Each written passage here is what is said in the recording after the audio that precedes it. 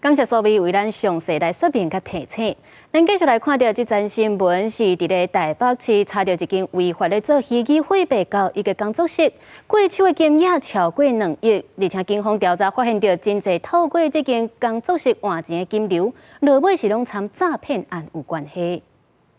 警方伫这间踮台北市违法的虚拟货币工作室门口集合，准备要查。这间违法工作室做虚拟货币太特别的交易，计共有300多人被害者，非法金流超过2亿。警方也发现侪诈骗案被害人，拢是来这换虚拟货币，落尾金流流向诈骗案，显示工作室甲诈骗案高度相关。从12月1号开始，有大概超过300个人被害人以上去购买这个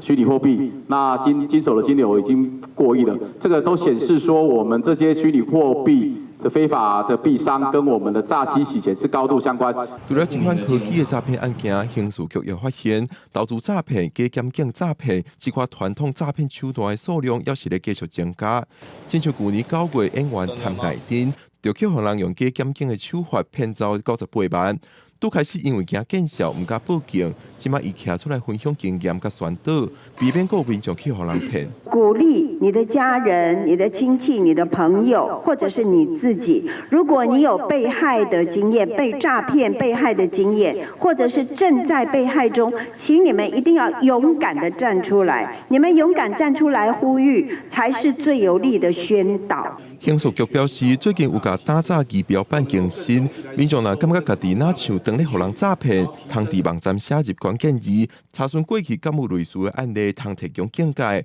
另外，目前国内合法的虚拟货币业者干那26间，名单通伫金管会的网站查到，互民众避免接触违法币商，避免非法金流。记者龚林旭凯台北报道。